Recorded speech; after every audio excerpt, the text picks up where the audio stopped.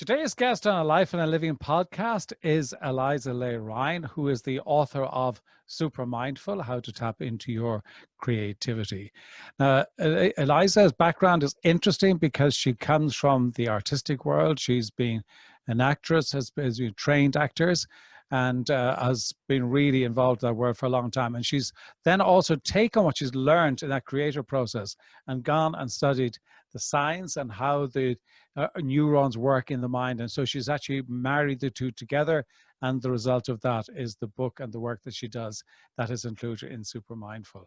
And what we talk about is that how you can actually use that super mindfulness to really, really engage with the moment, but also how to tap in to your creativity, but also how to use the tools that she explains and gives out in the book and on her website, how to use those tools to deal with the stresses and the challenges and the fears about the future, if that's what you have, and any issues that you're actually dealing with, and to really kind of stay back in the present and to notice. And also from an organizational perspective, how you can create that culture of creativity by using the tactics that you use.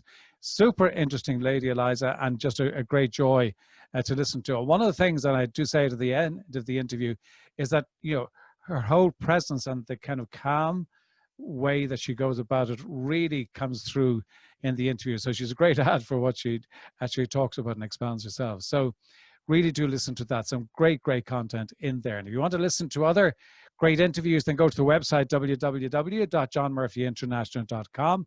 And if you like this podcast, we really would appreciate if you could give us a really good review, because that helps to get us out to more people. But in the meantime, sit back and enjoy this great conversation with Eliza Lay Ryan.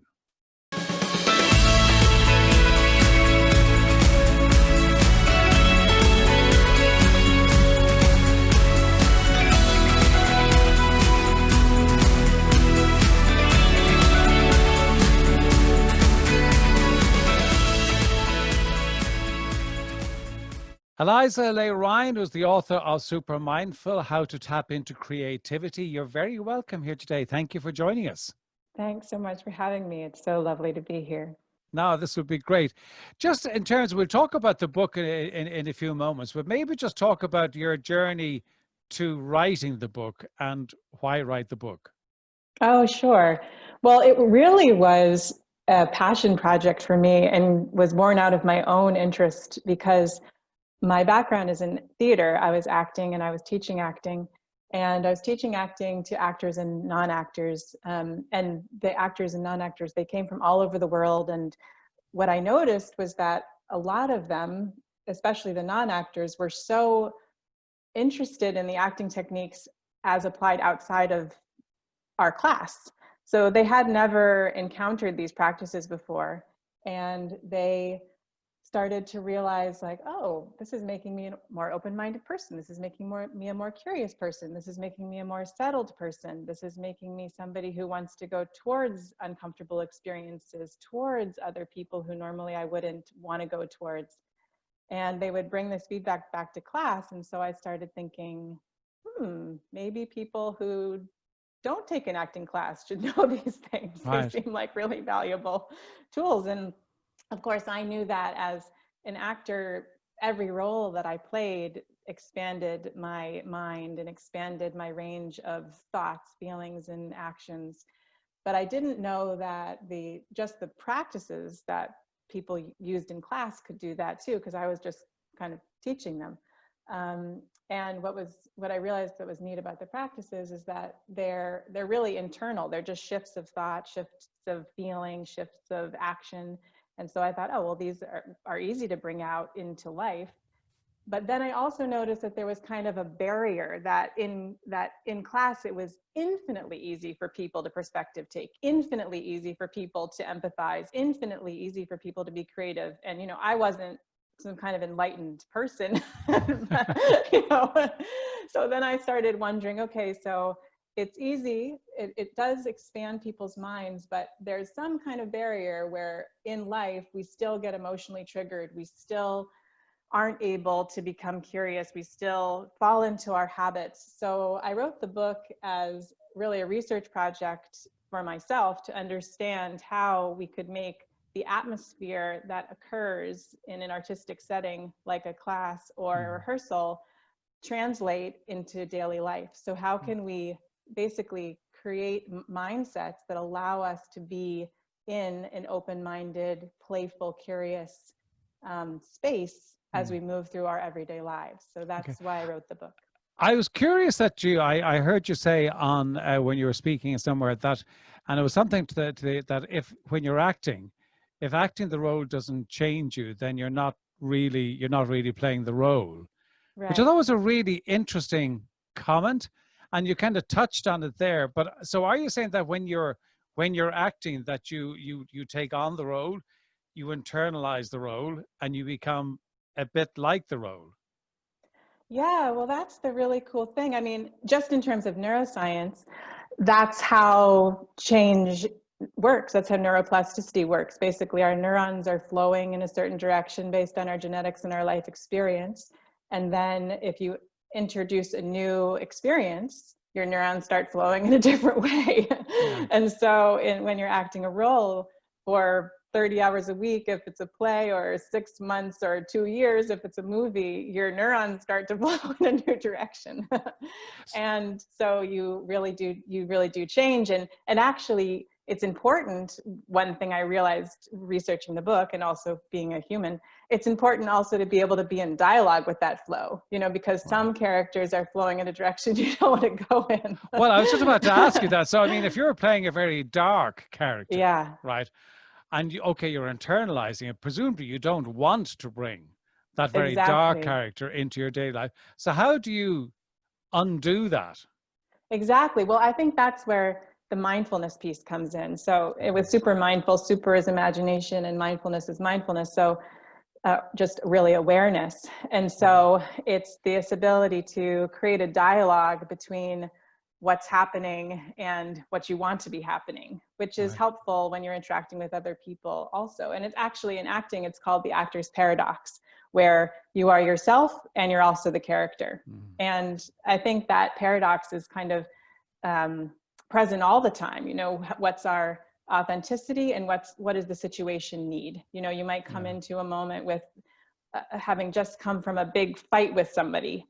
And so you might be all kerfuffled, but maybe that moment doesn't need your kerfuffled energy. Maybe that moment needs you to show up in a different way. So how do you show up? How do you interact with how you're feeling and what's needed? So if you're a character and 30 hours a week you're acting and you're playing this really dark character, how do you come home and be yourself with your family? So it's an interesting thing to hold. And when you realize you can hold all of these different ways of being, then you start to realize that you have a lot more choice than just your habituated off the cuff responses.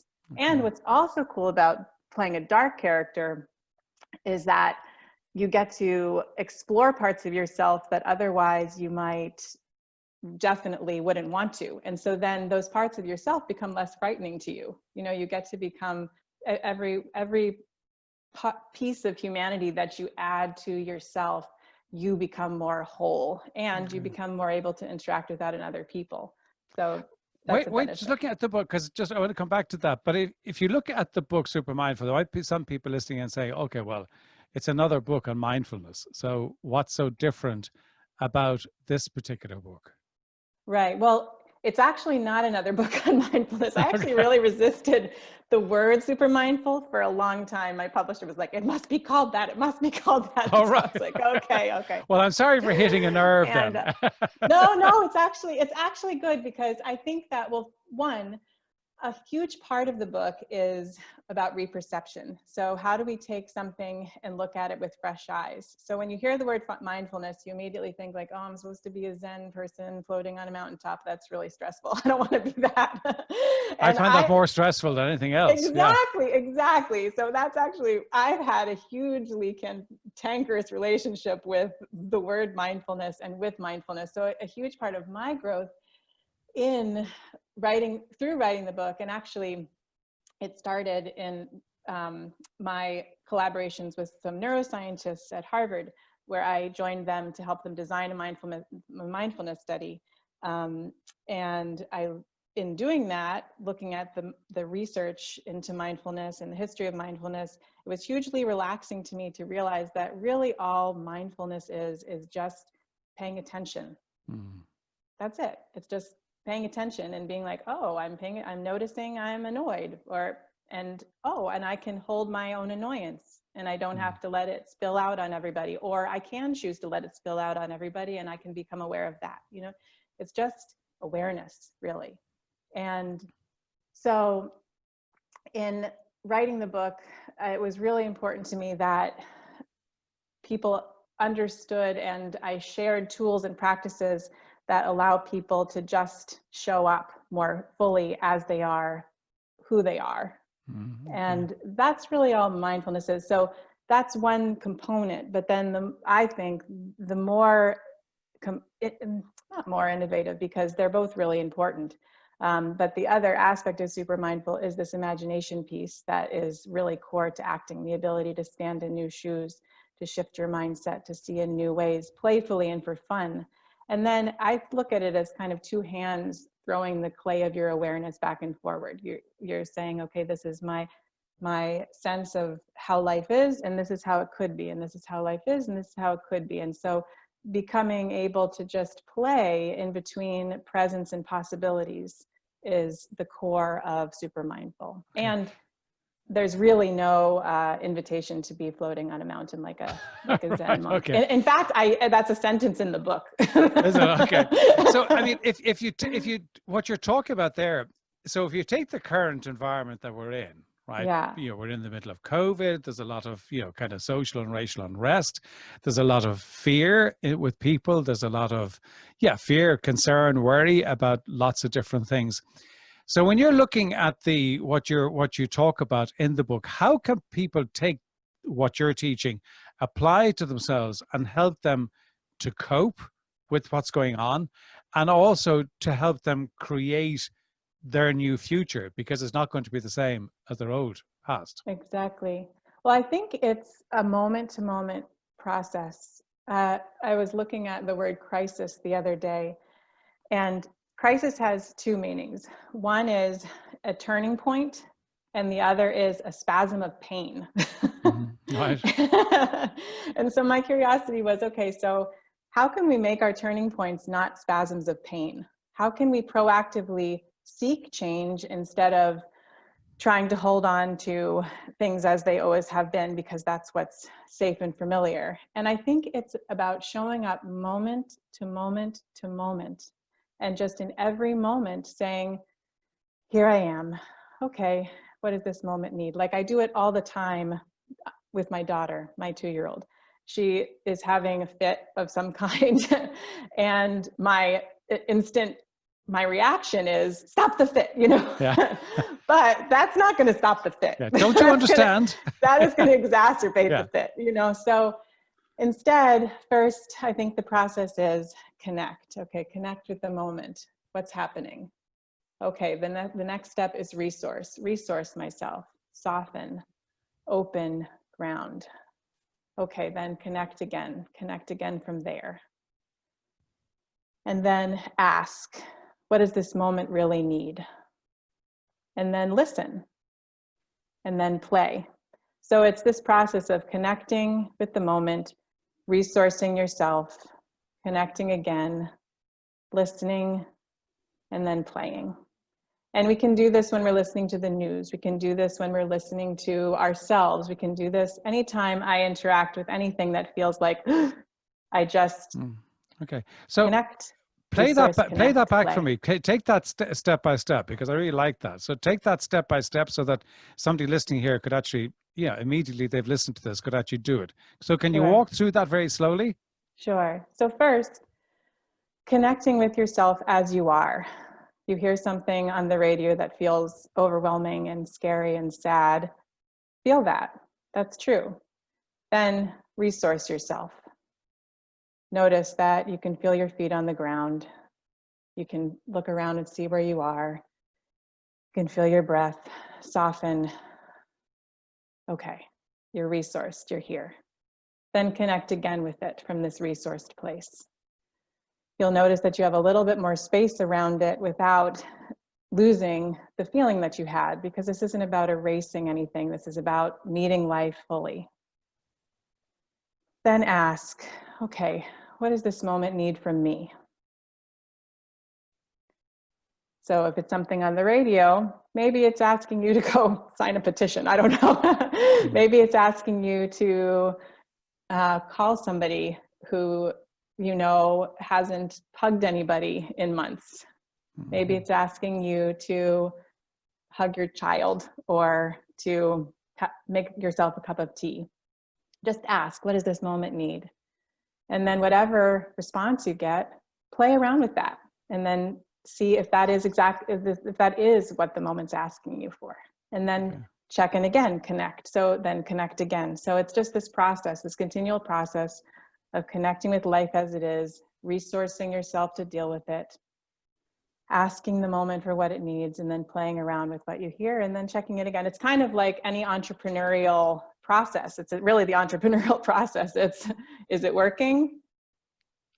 Or what does it need? Try something. Did it work? Try something. Did it work? You know, it's just the same, but in the moment to moment of our lives. I think when the world seems so overwhelming and so big, we feel like we're powerless to really do anything. But if we can just bring it into the moment of our lives and ask what we can do right now to act in accordance with our values, to act in accordance with the world that we want to see through slowing down. And it doesn't take any time. It takes actually a lot less time than, like, if I were to try to stop my child's fit, that would take a lot longer than slowing down. And you're not likely to succeed either. No, exactly. You know? So but when you're going through that process, I mean, this is actually going to say more about me than anything else. But when the bit about play, what do you mean by play? I mean, I understand what you mean by the word, but in that context, what do you actually mean by play with it? I said, that says more about me than anything else. And I realize that. Well, no, I think that's the thing. It's like, so once we've hit upon that thing of like, okay, this is what I want to do. This is what feels like the next step. Then we tend to get committed to that. Like, okay, now this is what I'm going to do, you know? Right. Okay. As opposed to, so it's the left brain kicking in. Yeah. Like, okay, I've made a decision. I'm going to do it, you know, as opposed to, right, action. And so then we kind of bear down on it. So if you stay in an atmosphere of play, if you say, okay, so let's just try it. Let's just try it. So my daughter is having a fit and I say, hey, you want to have a banana? You know, as opposed to, okay, let's eat something, you know. Yeah. They're just two different ways. And also the aspect of Supermindful that is in the book and is also in the recordings on the website, are playing around with different mindsets. So ahead of time, proactively learning how to play around with softening or hardening or being direct or being indirect or having different beliefs like I'm capable or I'm not capable, and feeling what these different mindsets, feeling what these different feelings, feeling what these different ways of moving through the world feel like. So in those moments you can call upon them and you can actually play. You can say, okay, who do I need to show up as here? Not in an authentic way, but in a way that allows me to be more effective. Yeah.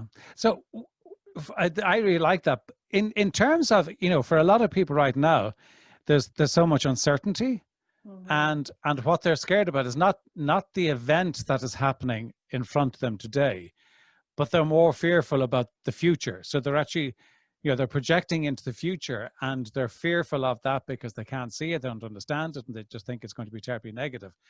What are the tools that you talk about that can deal with that? Is it the same or is it different?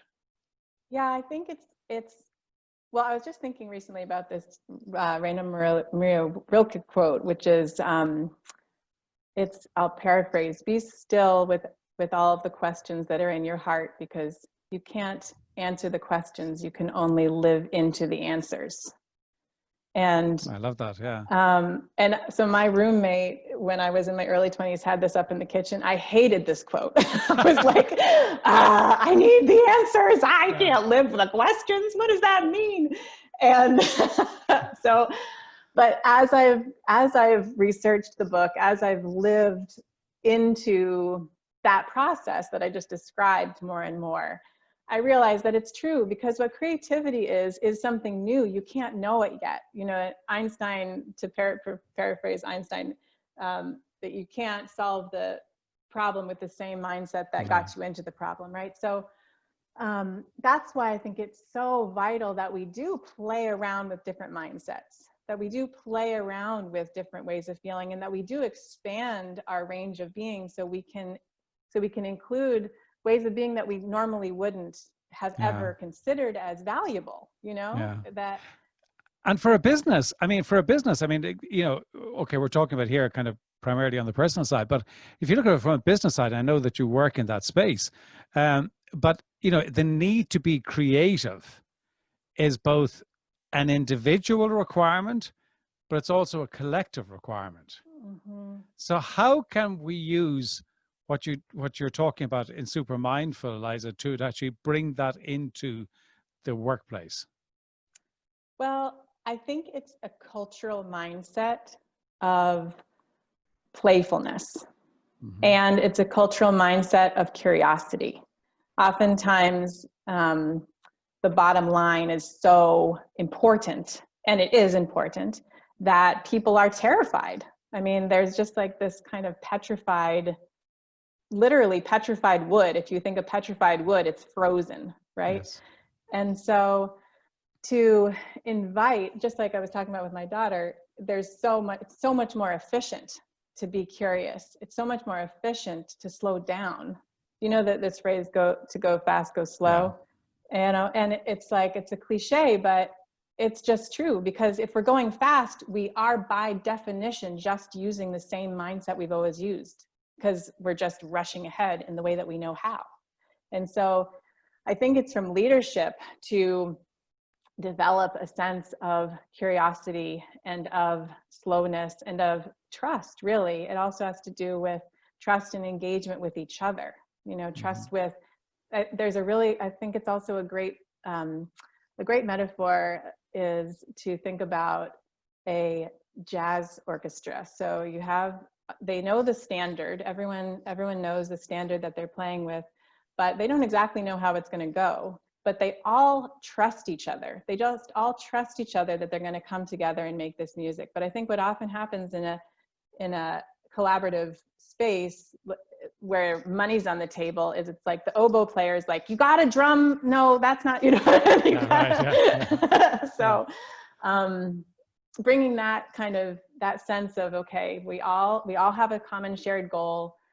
We all have skills that we trust, and we're going to come together to play. Okay. So for anybody listening today and they say, okay, that's great, I get that, and you walked us through a process, what are the other things that they can do to really ingrain that kind of super mindful way of living?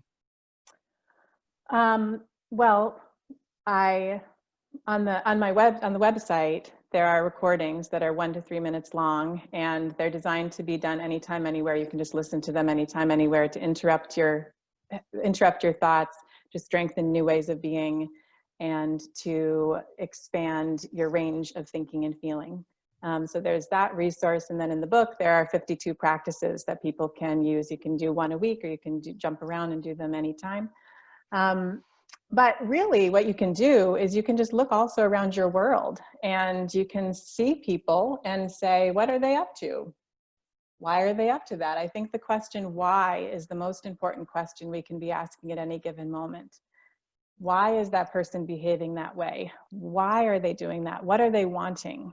So why gives us a lot of information that we can then use to fuel ourselves. Because once we understand their why, we can start using their why, both to inform our behavior and to say, oh, I don't want to choose that why. We can also look at the word how. So for example, I was watching Becoming, the Michelle Obama documentary the other day. And I just saw how she was being. She was just like, takes up space. She's got really loose joints. You know, she moves through the, I've seen it. Yeah, I've seen it. And I mean, and the thing that actually fascinated me Well, lots of, I mean, I've great respect for her. I just Yeah. think she's a really fascinating lady. Yeah. But I mean, to see her come out in these stadia, right? That were Yeah.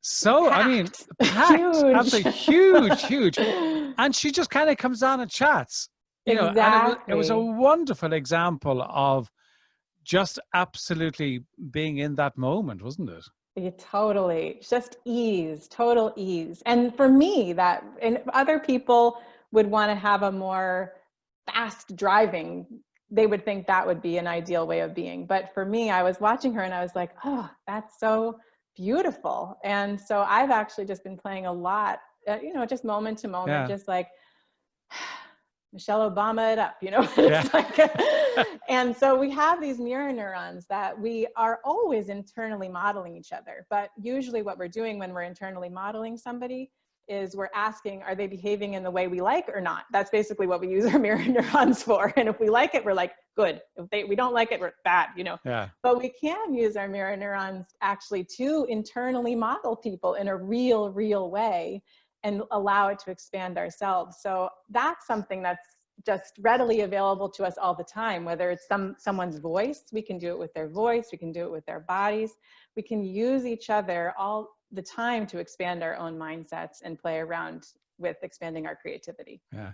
It's interesting to talk about Michelle Obama, because one of the things that, the kind of the principle of alter ego, and I don't mean that in an extreme sense, but of, if you look at public speaking, and okay, I do some speaking events, Mm-hmm. and you say, okay, well, who I really admire as a speaker, Mm-hmm. and one would be Barack Obama, right? Right. Yeah. I just think he's got it, just in terms of the way he paces, the way he uses silence, the way he uses pauses, right? Mm-hmm. So to a very large extent, when I'm giving a keynote speech, I will in some way try to internalize that, Mm-hmm.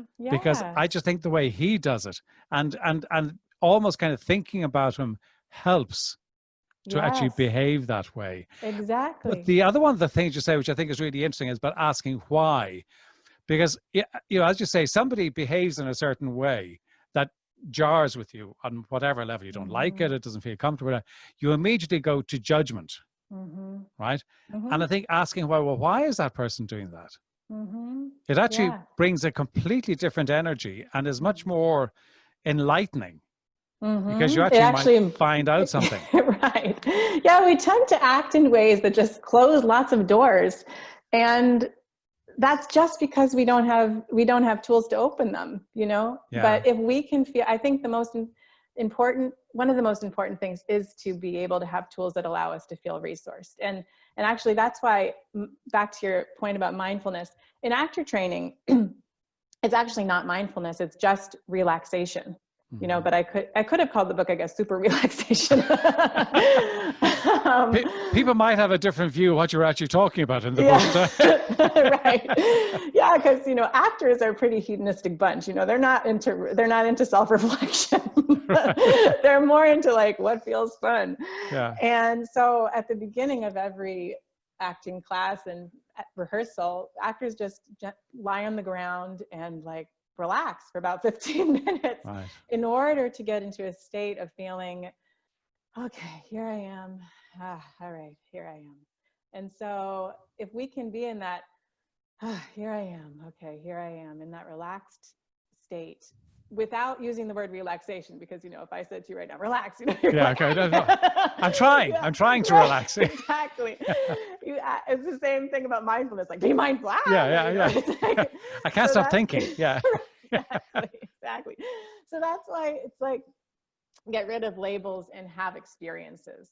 Okay. And for you, I mean, okay, you're obviously, you've got great expertise in the subject matter.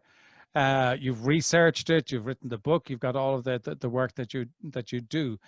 How do you stop yourself kind of projecting into the future and being worried about something or being concerned about something? I think the phrase that I use a lot is when in doubt, zoom out. And that phrase really means, okay, so right now, I mean, should I go and talk about politics? Yeah, please. Okay. So, you look at Donald Trump, for example, and if you must. if Yeah. and right, but what he's doing, not on purpose, but the fact of him is doing, is exposing so many things in America: inequality, racial, just horrific racial history that we have never dealt with. The fact of his presence is exposing all of that. If Hillary had been elected, all of that would have just stayed like, we're fine. We're not fine. We haven't been fine. America never was fine because it was founded on slavery. It was never fine. And we have to deal with this in order for us to have any kind of authenticity and actually be able to move forward. I mean, we've been diseased really as a country and pretending we're not. And so the fact of him is bringing all this up so we can actually heal.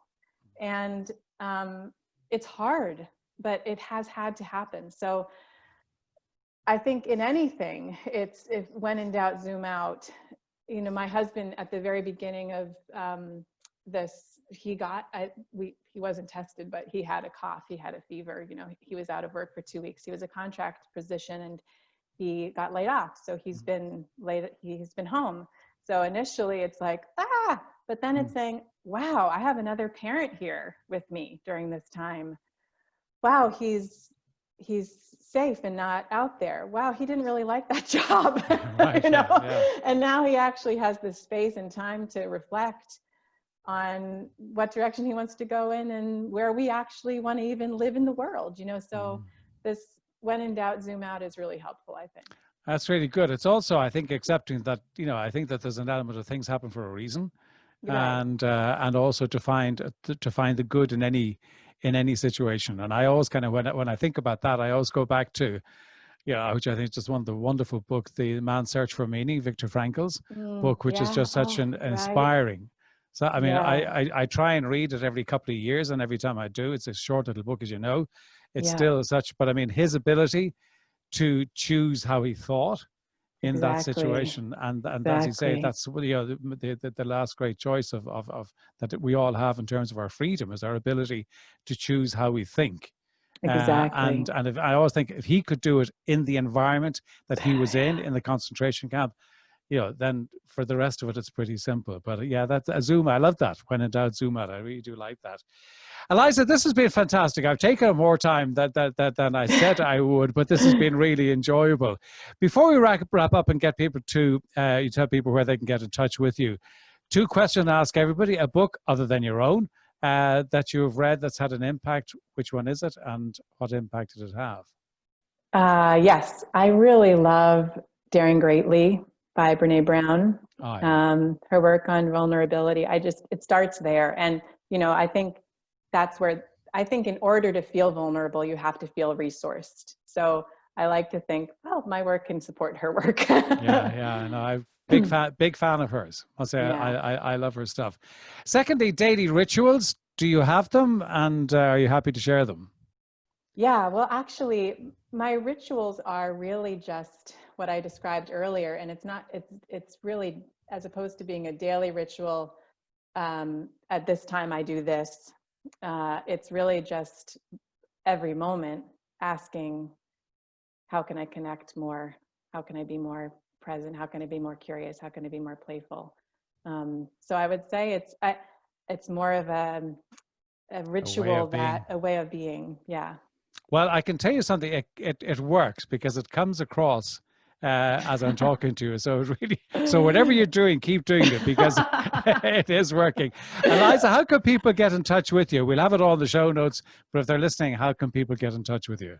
Oh, sure. Yeah. Supermindful.co is the website that I'm at. And I am just right now in the middle of recording a free mini course.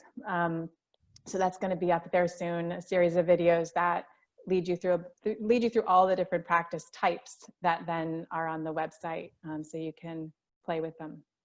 Well, Eliza, thank you so much indeed. It's been a real pleasure, and we'd love to have you back on again, but thank you for today. Thanks, John. It's so wonderful to talk to you.